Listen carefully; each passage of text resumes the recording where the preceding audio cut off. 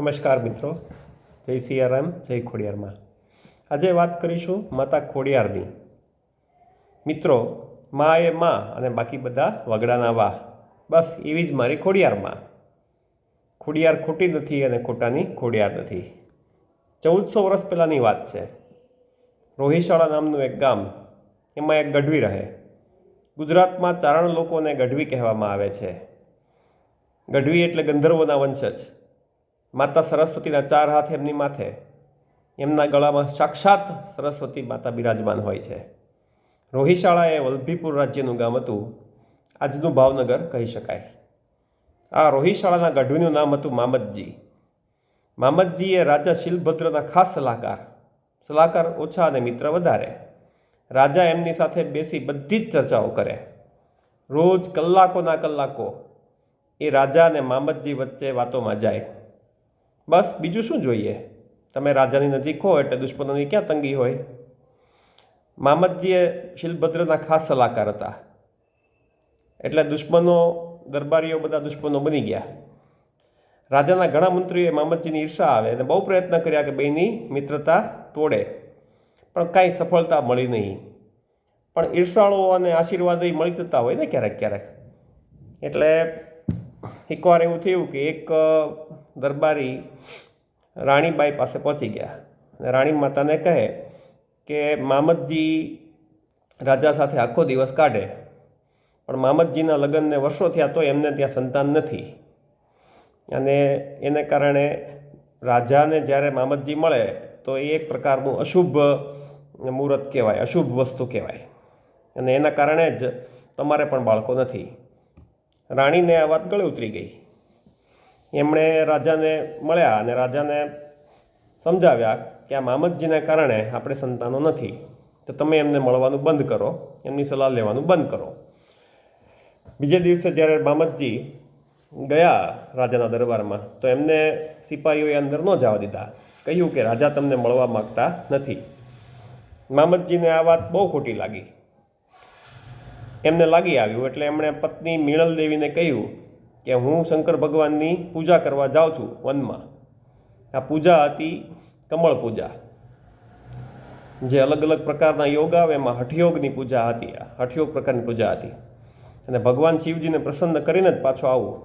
મીણલ દેવી પણ બહુ ધાર્મિક હતા. કહ્યું કે હું પણ તમારી સાથે ચાલો ને, એ બાને ભગવાનનું નામ લેવા છે.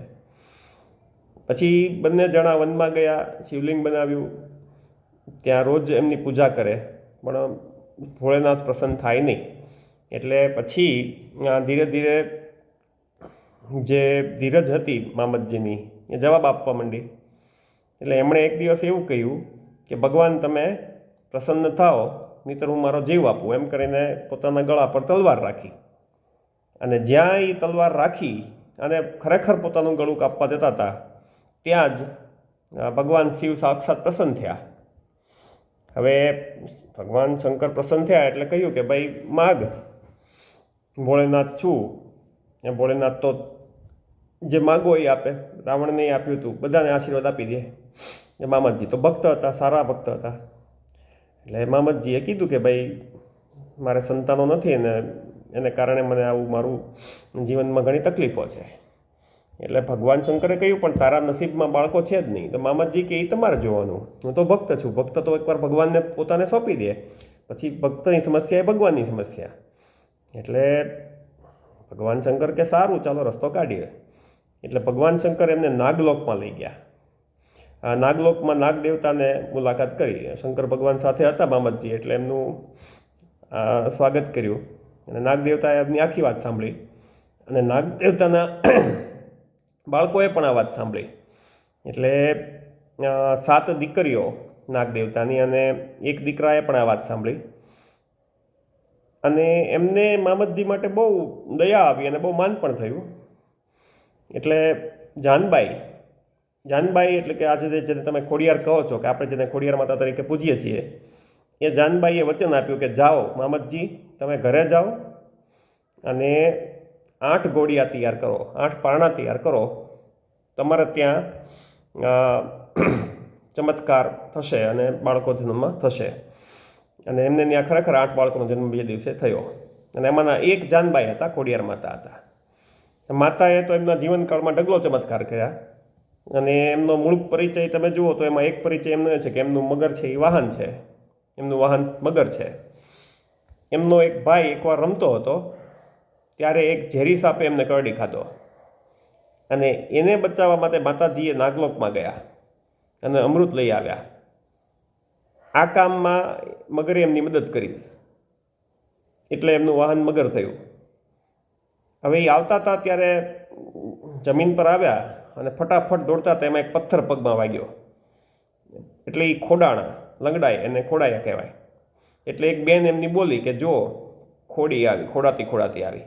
બસ આમાંથી એમનું નામ ખોડિયાર માતા પડ્યું. માતાજી 1400માં માતાજી 1400 વર્ષ પહેલાં નહોતા પ્રગટ થયા, એ મારી એક ભૂલ થઈ ગઈ. માતાજી 1400ની સાલમાં પ્રગટ થયા હતા, એટલે આજથી લગભગ 1200 વર્ષ પહેલાં પ્રગટ થયા હતા. અને ભાવનગરના મહારાજા જે આતાભાઈ હતા, એ એમના ખાસ ભક્ત. એમણે માતાજીને પ્રાર્થના કરી કે તમે મારી હારે માટેલથી શિહોર આવો. માતાજીએ હાથો પાડી, પણ એક શરત મૂકી કે રાજા સાહેબ આગળ ચાલશે ને માતાજી બધા પાછળ ચાલશે. પણ રાજા જો પાછળ જોશે, જ્યારે રાજાજી આગળ હાલતા હોય ને માતાજી પાછળ હાલતા હોય, જો રાજા પાછળ જોશે તો માતાજી એમની સાથે ત્યાં નહીં આવે, ને જે જગ્યાએ રાજા પાછળ જોશે ત્યાં જ રોકાઈ જશે. રાજાજી આગળ ચાલતા હતા, પણ આતાભાઈથી છેક સુધી રહેવાનું નહીં, અને ભાવનગર પાસે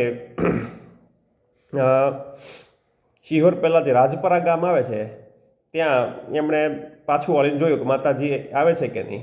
એટલે માતાજીએ જે શરત મૂકી હતી એ પ્રમાણે માતાજી ત્યાં જ રોકાઈ ગયા, અને આજે માતા અને એમના બહેનો ત્યાં સાક્ષાત રાજપરામાં જ બિરાજમાન છે. બસ, તો આ ખોડિયાર માતાની વાત મેં ટૂંકમાં કરવાનો પ્રયત્ન કર્યો હતો. ભૂલચૂક કાંઈ હોય તો માફ કરજો. જય ખોડિયારમાં, જય સિયારામ.